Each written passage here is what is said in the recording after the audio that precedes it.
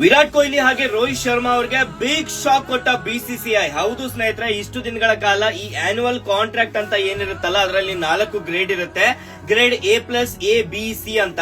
And ಇಷ್ಟು ದಿನ ವಿರಾಟ್ ಕೊಹ್ಲಿ ಅವರ ಹಾಗೆ ರೋಹಿತ್ ಶರ್ಮಾ ಅವರು A+ ಗ್ರೇಡ್ ನಲ್ಲಿ ಇದ್ರು.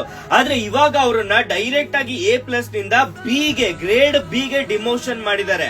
ಅಂಡ್ ಇದಕ್ಕೆ ಕಾರಣಗಳನ್ನ ಕೇಳಿದಾಗ ಇವಾಗ ಬಿಸಿಸಿಐ ಗ್ರೇಡ್ A+ ನ ತೆಗೆದಾಕಿದ್ದಾರೆ.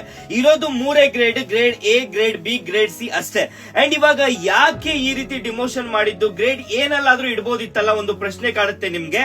ಸೊ ಫಸ್ಟ್ ಯಾವ ಗ್ರೇಡ್ ಅಲ್ಲಿ ಯಾರ್ಯಾರು ಇದ್ದಾರೆ ಅಂತ ನೋಡ್ಕೊಂಡ್ ಬರೋಣ ಬನ್ನಿ. ಗ್ರೇಡ್ ಎ ನಲ್ಲಿ ಬರೀ 3 ಜನ ಇರೋದು, ಶುಭ್ಮನ್ ಗಿಲ್, ಜಸ್ಪ್ರೀತ್ ಬುಮ್ರಾ ಹಾಗೆ ರವೀಂದ್ರ ಜಡೇಜಾ ಅವರು. ಅಂಡ್ ಇನ್ನ ಗ್ರೇಡ್ ಬಿ ನಲ್ಲಿ ನೋಡೋದಾದ್ರೆ ನಮ್ಮ ರೋಹಿತ್ ಶರ್ಮಾ, ವಿರಾಟ್ ಕೊಹ್ಲಿ, ಸೂರ್ಯಕುಮಾರ್ ಯಾದವ್, ವಾಷಿಂಗ್ಟನ್ ಸುಂದರ್, KL ರಾಹುಲ್, ಹಾರ್ದಿಕ್ ಪಾಂಡ್ಯ, ಮೊಹಮ್ಮದ್ ಸಿರಾಜ್, ರಿಷಬ್ ಪಂತ್, ಕುಲ್ದೀಪ್ ಯಾದವ್, ಯಶಸ್ವಿ ಜೈಸ್ವಾಲ್ ಹಾಗೆ ಶ್ರೇಯಸ್ ಅಯ್ಯರ್ ಅವರಿದ್ದಾರೆ. ಇಲ್ಲಿ ನೀವು ಗಮನಿಸಬಹುದು, ವಾಷಿಂಗ್ಟನ್ ಸುಂದರ್, ಯಶಸ್ವಿ ಜೈಸ್ವಾಲ್ ಇರುವಂತಹ ಒಂದು ಗ್ರೇಡ್ ನಲ್ಲಿ ರೋಹಿತ್ ಶರ್ಮಾ ಹಾಗೆ ವಿರಾಟ್ ಕೊಹ್ಲಿ ಅವರು ಕೂಡ ಇದ್ದಾರೆ.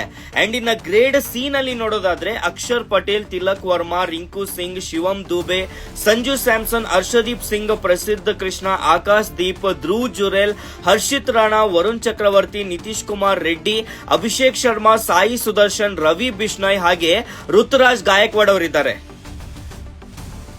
ಸೊ ನೋಡಿದ್ರಲ್ಲ, ಇವಾಗ ಯಾಕೆ ಅಂತ ಹೇಳೋದಾದ್ರೆ ಗ್ರೇಡ್ ಬಿ ನಲ್ಲಿ ಯಾಕೆ ವಿರಾಟ್ ಕೊಹ್ಲಿ ಅವರು ರೋಹಿತ್ ಶರ್ಮಾ ಅಂತ ಕೇಳೋದಾದ್ರೆ ಇವರು ಬರೀ ಒಂದೇ ಫಾರ್ಮೆಟ್ ನ ಆಡ್ತಾ ಇದ್ದಾರೆ ಅಂತ ಬಿಸಿಸಿಎಲ್ ಅಫಿಷಿಯಲ್ಸ್ ಇಂದ ಬಂದಿರುವಂತಹ ಒಂದು ರೀಸನ್. ಅಂಡ್ ಮೇಲೆ ಗ್ರೇಡ್ ಎ ನಲ್ಲಿ ಇರೋರು ಅಂದ್ರೆ ಜಸ್ಪ್ರೀತ್ ಬುಮ್ರಾ ಇರ್ಬೋದು, ಶುಭ್ಮನ್ ಗಿಲ್, ರವೀಂದ್ರ ಜಡೇಜಾ ಇವರು ಮಲ್ಟಿಪಲ್ ಫಾರ್ಮೆಟ್ ಗಳಲ್ಲಿ ಆಡ್ತಾ ಇದ್ದಾರೆ, ಅದಕ್ಕೆ ಗ್ರೇಡ್ ಎ ಅನ್ನೋ ರೀತಿ ಹೇಳಿದ್ದಾರೆ.